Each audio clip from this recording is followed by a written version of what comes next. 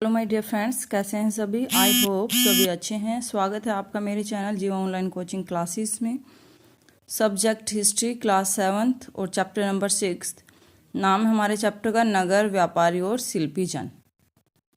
जो भी मेरे चैनल पर नए हैं प्लीज़ मेरे चैनल को सब्सक्राइब करें। वीडियो पसंद आए तो लाइक करें और अपने फ्रेंड्स फैमिली के साथ शेयर करें ताकि उनकी भी जो है हेल्प हो जाए। आगे देखिए, स्टार्ट करते हैं चैप्टर हमारा। चोल जो राजा थे उनकी राजधानी कौन सी थी? तंजावुर। उनकी राजधानी कौन सी थी? तंजावुर। वर्ष में 12 महीने बहने वाली नदी कौन सी है? कावेरी नदी इस सुंदर नगर के पास बहती है।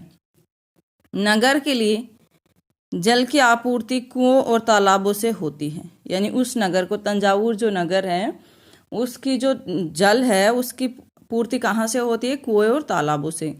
तंजावुर एक मंदिर नगर भी है। कांसा क्या है? कांसा एक मिश्र धातु है जो तांबे और रागे यानी टीन के मेल से बनती है। तो इम्पोर्टेंट क्वेश्चन है, कांसा किस से मिलकर बनती है? तो तांबे और टीन से मिलकर बनती है। जो चोलकालीन जो कांस्य मूर्तियां थी वो किसकी बनाई जाती थी? वो लुप्त मोम की बनाई जाती थी। किसकी बनाई जाती थी? लुप्त मोम की बनाई जाती थी। तो देखिए, चोल काल में जो है बहुत सारी मूर्तियां मिली है। तो ये होती क्या है? लुप्त मोम जो तकनीक है वो होती क्या है? तो मैंने इसमें लिखा नहीं, सुन लीजिए आप लोग क्या होती है। सर्वप्रथम मोम की एक प्रतिमा बनाई जाती है। लुप्त मोम तकनीक में सबसे पहले एक मोम की प्रतिमा बनाई जाती है और इसे चिकनी मिट्टी से पूरी तरह लीप कर सूखने के लिए छोड़ दिया जाता है।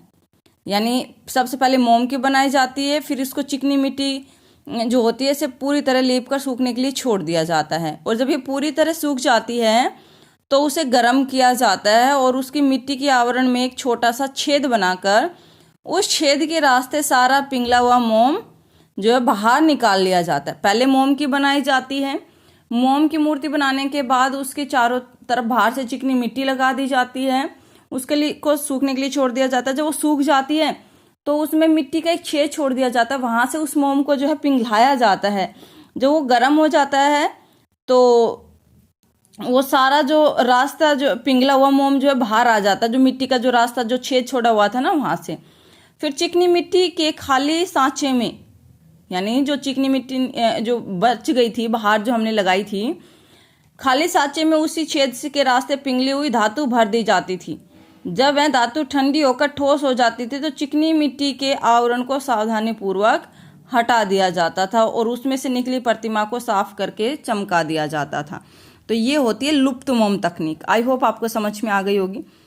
तो देखिए, उस समय नगर और उनके मंदिर कौन कौन से थे? क्योंकि कई नगर थे, मंदिर के कारण जो है वो पहले मंदिर थे फिर उनके आसपास जो है नगर बन गए थे। तो भीलसा या विदिशा कहाँ पर है? भील स्वामी मंदिर है वहां पर। गुजरात में सोमनाथ, तमिलनाडु कांचीपुरम, मदुरई और आंध्र प्रदेश में तिरुपति। तो ये क्या है?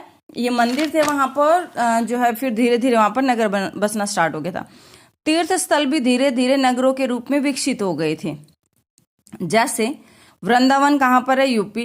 तिरुवनमलाई तमिलनाडु में। ये ऐसे तीर्थ स्थल थे जो नगरों के रूप में विकसित हो गए थे। अजमेर कहाँ है? राजस्थान में। 12वीं शताब्दी में चौहान राजाओं की राजधानी बना और आगे चलकर मुगलों के शासन में यह सूबा मुख्यालय बन गया। यानी 12वीं शताब्दी में चौहान वंश की राजधानी, चौहान जो राजा थे, यानी पृथ्वीराज चौहान का नाम आपने सुना होगा, जिसने तराइन की 2 लड़ाइयाँ लड़ी थी मोहम्मद गोरी के साथ। तो वो जो है चौहान वंश राजाओं की बात हो रही है।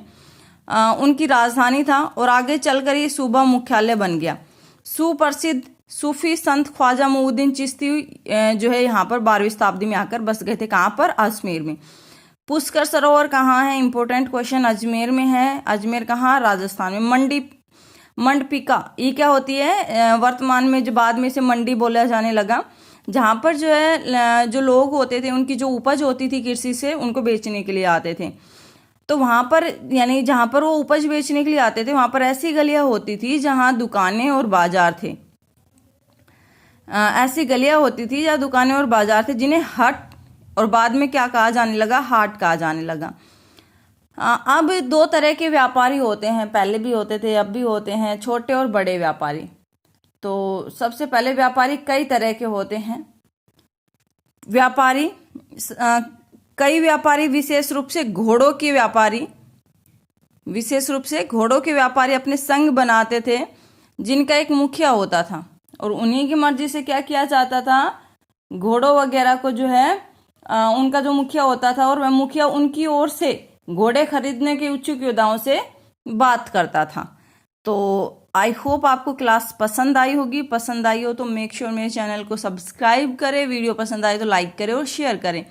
इसे जो नेक्स्ट की आगे का जो पार्ट है नेक्स्ट क्लास में करते हैं। आज के लिए थैंक यू, मिलते हैं नेक्स्ट क्लास में।